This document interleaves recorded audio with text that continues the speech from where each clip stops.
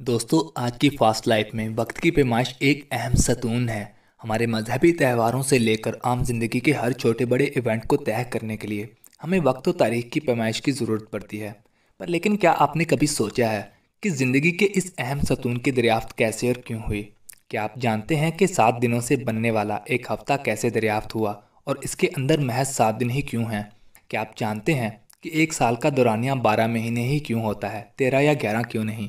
दोस्तों, आज की इस वीडियो में इन्हीं सवालों की वजाहत करने की कोशिश करूंगा। मैं हूं आतिफ कुरैशी और आप देख रहे हैं वॉइस ऑफ आतिफ।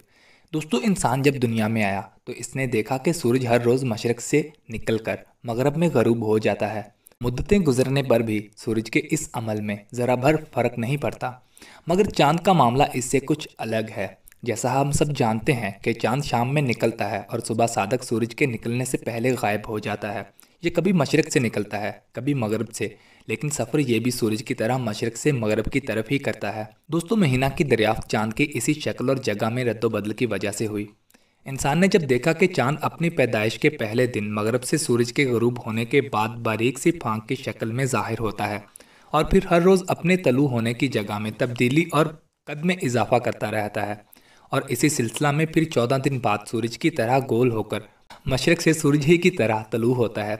बाद में वापस वही अमल दोबारा दोहराता हुआ 14 दिन बाद वापस उसी जगह पहुंच जाता है जहां से सफ़र शुरू किया था, और फिर उसी बारीक सी फांक की शक्ल इख्तियार करके गायब हो जाता है। तो चांद के इस सफ़र को इंसान ने एक महीने का नाम दिया। यही वजह है कि दुनिया की कई ज़बानों में जो लफ्ज़ चांद के लिए इस्तेमाल किया जाता है, महीने के नाम उसी नाम से मिलता जुलता होता है। जैसे कि इंग्लिश में चांद को मून कहते हैं और महीने को मंथ कहते हैं। हिंदी में चांद को अमावस कहते हैं और महीना को मास कहते हैं। दोस्तों, ज़माना कदीम की ज़ुबान फ़ारसी में चांद और महीना दोनों को ही माह कहते हैं। दोस्तों, उसके बाद इंसान ने चांद की उन शक्लों की वजह से महीने को 4 हिस्सों में तकसीम किया। पहला हिस्सा नए चांद से आधे चांद तक, दूसरा हिस्सा आधे से पूरे चांद तक, तीसरा पूरे चांद से फिर आधे चांद तक, और चौथा हिस्सा आधे चांद से फिर चांद के गायब हो जाने तक। दोस्तों, हम सब जानते हैं कि ये वक्फ़ा अमूमन 7 दिन का होता है। कदीम ज़ुबान फ़ारसी में 7 को हिफ्त कहते हैं। हिफ्त से ही हफ्ता नाम बना। उर्दू में हफ्ता लफ्ज़ फ़ारसी ज़ुबान से ही लिया गया है। ऐसे ही हिंदी में लफ्ज़ 7 से हफ्ते को सप्ताह कहा गया है। इसके बाद फिर इन 7 दिनों को नाम भी दिए गए।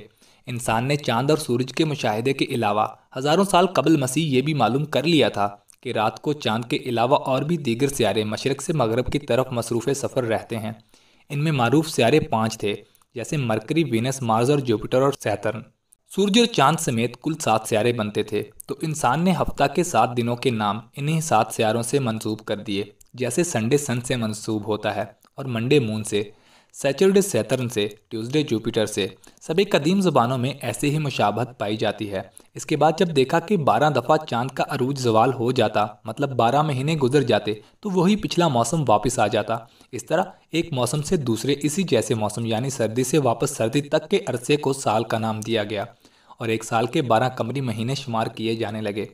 दोस्तों, किसी तवील मुद्दत का हिसाब लगाने के लिए सबसे पहले इराक में कमरी कैलेंडर का आगाज़ हुआ। कैलेंडर का ये हिसाब बहुत सादा और फितरी मुशाहिदे से हासिल हुआ है, और इस्लाम क्योंकि दीन फितरत है, इसलिए इस्लाम ने इसी फितरी तरीका हिसाब को असली और हकीकी तरीका करार दिया है। कुरान अल हकीम में इरशाद बारी ताला है, वही तो है जिसने सूरज को रोशन और चांद को मुनव्वर बनाया और चांद की मंजिलें तय की ताकि बरसों का शुमार और हिसाब मालूम कर सको।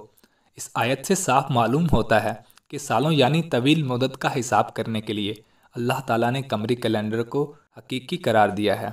दोस्तों, आज के लिए इतना ही। वीडियो अच्छी लगने की सूरत में लाइक का बटन दबा दें। अल्लाह हाफिज़। अल्लाह हम सबका हामी और नासिर हो।